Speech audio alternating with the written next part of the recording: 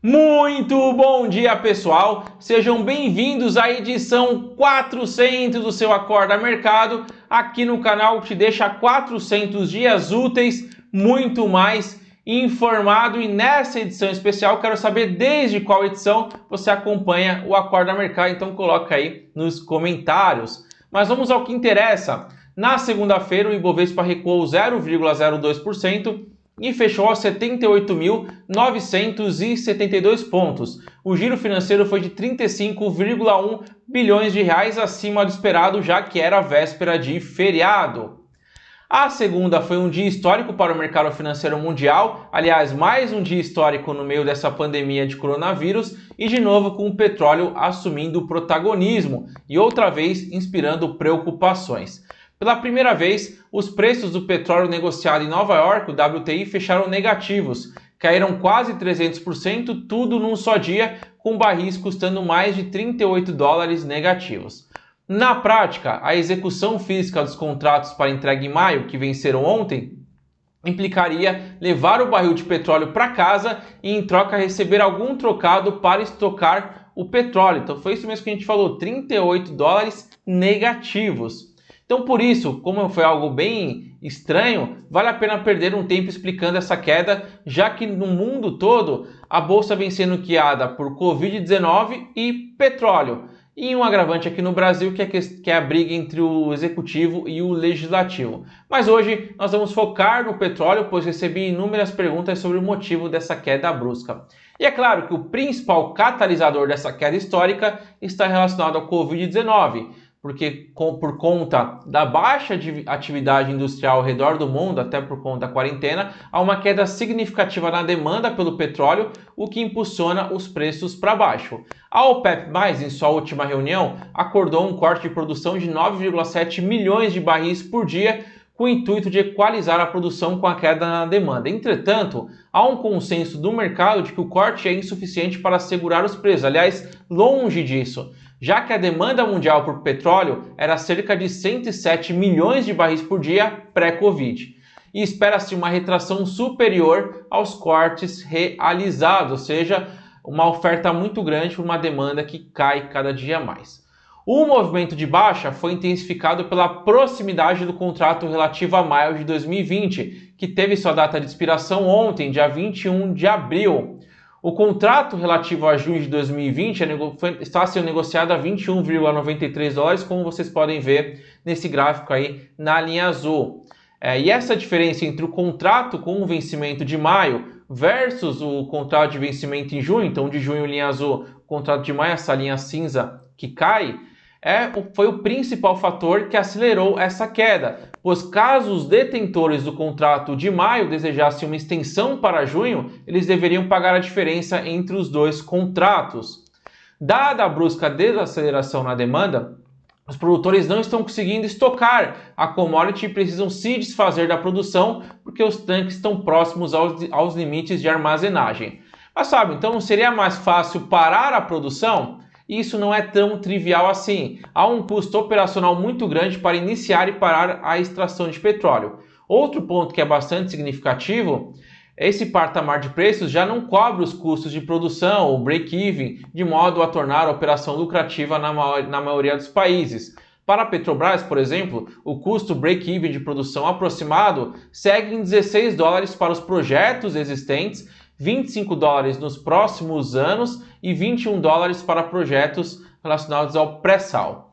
Já os novos projetos, eles têm um break-even de 35 dólares a 45 dólares. Lembrando que a referência para a Petrobras e para o mundo é o contrato Brent e não o WTI, que ficou em nível negativo. Esses valores que eu comentei de break-even são suficientes para pagar 100% dos custos e despesas no campo, incluindo descomissionamento, custos operacionais de afretamento das plataformas, manutenção do ativo e pagamento de participações governamentais. Por isso, com tudo isso, nessas condições, quem tinha um contrato para entrega de petróleo em maio, a um dia do vencimento do papel, correu ao mercado para tentar trocar por contratos com vencimento para junho, ou depois, ou para outros contratos, ou simplesmente precisou se desfazer da obrigação de compra do petróleo e deu no colapso que deu. por conta dessa diferença de maio e junho. Sob esse clima surreal, o Ibovespa até que ameaçou ir para o campo dos ganhos, passou a maior parte do dia caindo, mas no fim do pregão estava praticamente empatado.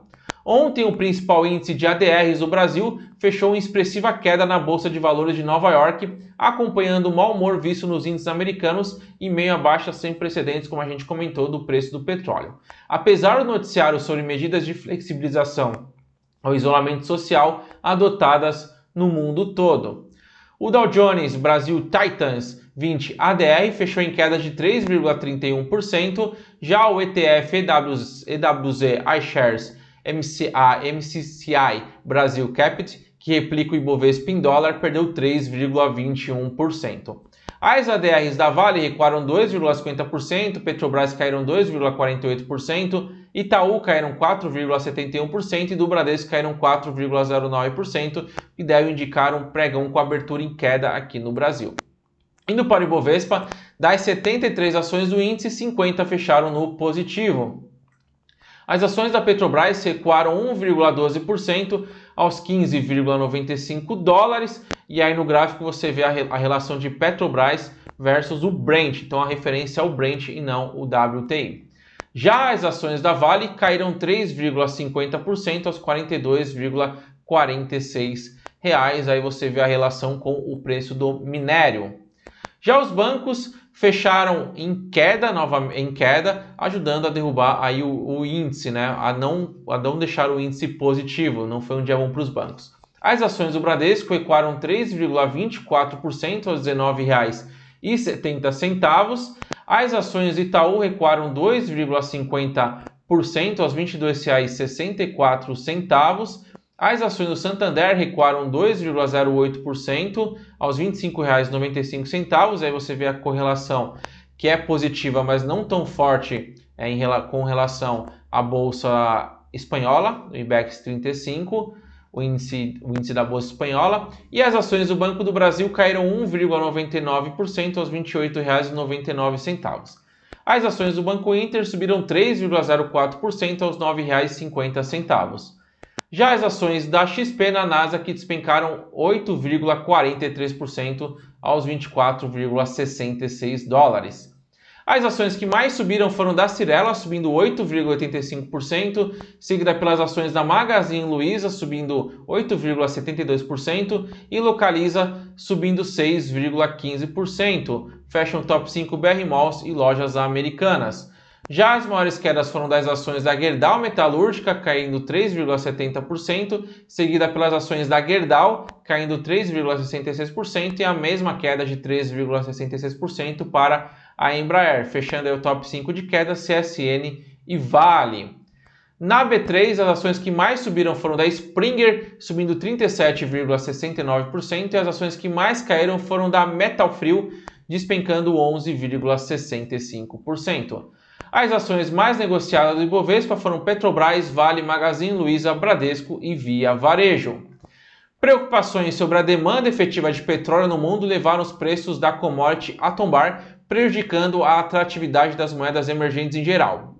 Na segunda, o dólar subiu 1,33% aos R$ 5,30, enquanto o euro subiu 1,15% aos R$ 5,76.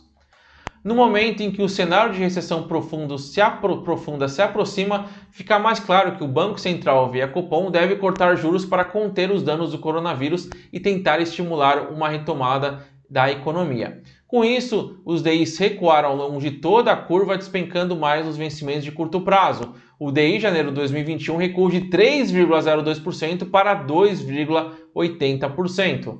Enquanto o DI janeiro de 2025 recuou de 6,12% para 5,98%. Indo para o Tesouro Direto, o Tesouro IPCA mais 2026 recuou de IPCA mais 3,04% para IPCA mais 2,97%. Já o Tesouro Pré-fixado LTN para 2023 recuou de 4,69% para 4,35%. Na agenda hoje teremos a divulgação dos dados da arrecadação federal às 10h30 e o fluxo cambial semanal às 14h30. O colapso no mercado de petróleo ampliou a aversão ao risco e a demanda por proteção na sessão de ontem nos Estados Unidos, lá a bolsa abriu, impondo o segundo dia consecutivo de fortes perdas para os principais índices acionários americanos. Donald Trump, presidente dos Estados Unidos, disse pelo Twitter que o governo está trabalhando em um plano para disponibilizar capital para a indústria de petróleo do país, de forma a evitar a perda de empregos após os preços mergulharem abaixo de zero. Vale destacar também que o presidente dos Estados Unidos anunciou que vai assinar uma ordem executiva para suspender temporariamente a imigração ao país em meio à pandemia de Covid-19. Ainda no radar americano, o plano de reabertura dos Estados Unidos, divulgado pelo presidente, requer testes em massa da população. No entanto, os governadores estão alegando que não possuem estrutura para fazê-los. Na agenda de indicadores, a venda de imóveis residenciais usados no país caiu 8,5% em março na comparação mensal e ficou em 5,27 milhões, ante uma estimativa de 5,25 milhões. Com tudo isso, o Dow Jones recuou 2,67%, o S&P caiu 3,07% e o Nasdaq caiu 3,48%. O Senado dos Estados Unidos aprovou ontem à noite um socorro fiscal de 480 bilhões de dólares para pequenas empresas e hospitais. O projeto segue agora para a Câmara, onde deve ser votado pelos deputados amanhã. Os índices futuros nos Estados Unidos estão operando em alta. Dow Jones futuro subindo 1,06%, o S&P 500 futuro subindo 1,08% e o Nasdaq futuro subindo 1,02%. As ações de tecnologia, as FANG, fecharam em queda. Google recuou 3,88%, Amazon caiu 2,74%, Facebook recuou 4,17% e a Apple caiu 3,09%. A Netflix teve um fator interessante, ela divulgou o balanço após o pregão e no After Hours, ou seja, após o pregão, as ações chegaram a disparar 10%, como vocês veem aí no gráfico, mas zeraram todo o ganho. A empresa ela dobrou o lucro com o aumento de assinantes durante a quarentena. Então olha só o gráfico de alta da Netflix. Então eu vou falar aqui dos casos de Netflix e Zoom nessa quarentena. As ações da Zoom dispararam 33% após o dia 13 de março, com as empresas no mundo inteiro buscando a comunicação via videoconferência, enquanto as ações da Netflix no mesmo período subiram 43,64%. Os rendimentos dos títulos do Tesouro Americano, que caem quando os preços sobem, têm se mantido perto de suas mínimas históricas, mesmo em meio à recuperação parcial no preço das ações em Wall Street. Indo para as Treasuries, a T-Bill para 3 meses recuou de 0,09% para 0,08%, a T-Note para 2 anos se manteve em 0,20% e a T-Bond para 30 anos recuou de 1,24% para 1,17%. Na agenda norte-americana, teremos apenas às 11h30 os dados semanais de estoques de petróleo divulgados pelo Departamento de Energia dos Estados Unidos. Já na agenda de resultados, teremos Alcoa e Delta Airlines após o pregão, que deve vir, é claro, ruim. As bolsas na Europa abriram em alta após forte queda de ontem. O índice Eurostoxx está subindo 1,43% e nesse gráfico eu coloco a correlação com o Ibovespa, que há uma correlação forte, uma correlação positiva forte, mas não tão forte como é o Ibovespa com o índice americano, o índice S&P 500. Tá bom? Ele tem uma correlação positiva, mas não tão forte quanto o índice americano. Já Frankfurt está subindo 1,51%, Londres subindo 1,63%, Paris subindo 1,13%, Milão subindo 1,63% e Madrid subindo 1,21%. Na Ásia, as bolsas estão operando em alta, com exceção de Tóquio, que está caindo 0,74%. Apesar disso, a gente vê aí uma correlação do Nikkei 225 com o KOSPI, que é de Seul, bastante positiva também. Xangai está subindo 0,60%, Hong Kong subindo 0,42% e a Bolsa de Seul subindo 0,89%. Então, apesar de Tóquio estar caindo 0,74% e Seul subindo 0,89%, os dois têm uma correlação bastante positiva e devem aí se ajustar. Um dia após o contrato futuro WTI com vencimento em maio ter colapsado e encerrado o dia no negativo pela primeira vez na história, a queda se estendeu ontem para os contratos com entrega em junho. Então a gente já começa agora a observar o de junho, já que venceu o de maio. Você sabe ali que isso foi um dos motivos de ter colapsado. Os contratos mais ativos do WTI, que agora são de junho, terminaram o dia em queda de 43,36%, negociados a 11,74 dólares o barril, ou seja, positivo, mas é a mínima desde 1999. Já os contratos para maio, que na segunda fecharam o dia cotados a 37,63% ou menos 37,63 dólares, o barril se recuperou e fechou o dia no positivo a 10,01 dólares, conseguiu sair do campo negativo de 37,63 dólares, quase 38, né? Já o Brent recuou 24,40% a 19,33 dólares e foi a primeira vez que o Brent referência global fechou abaixo dos 20 dólares desde 2002. Você pode ver na correlação abaixo, que é o gráfico vermelho de baixo, você pode ver que no finalzinho há uma queda, que é a diminuição da correlação entre o Brent e o WTI, que tem uma correlação bastante positiva, mas como o WTI despencou muito mais que o Brent, essa correlação ficou um pouco mais fraca, mas continuou positiva. Esse colapso nos preços do mercado de petróleo reflete, por um lado, também a escassez de demanda provocada pela paralisação global da economia, produto da tentativa de conter a propagação da pandemia do novo coronavírus. Por outro lado, o excesso de oferta tem provocado um esgotamento rápido da capacidade de armazenagem de barris de petróleo nos Estados Unidos. Aqui vale abrir um parênteses, você que acompanha o Acorda Mercado não ficou bugado quando o mercado inteiro ficou falando de WTI, Brent, o WTI caiu, o WTI caiu. Porque essa é a diferença de você estar acompanhando aqui todos os dias o Acorda Mercado. Então siglas como Brent, WTI, OZ1D, Bitcoin, Ethereum, Nikkei, Nasdaq e por aí vai, são siglas que você se familiariza todos os dias aqui. Por isso eu considero o profissional que acompanha todo dia o Acorda Mercado totalmente fora da curva e mais preparado. Voltando para o Acorda Mercado, o contrato de ouro OZ1D subiu 2,85%, enquanto as criptomoedas estão em alta nas últimas 24 horas. Bitcoin subindo 1,84%, Ethereum subindo 1,96% e a Ripple subindo 1,76%. Nesse gráfico eu coloco a correlação entre Bitcoin e Ethereum, que é bastante positiva também.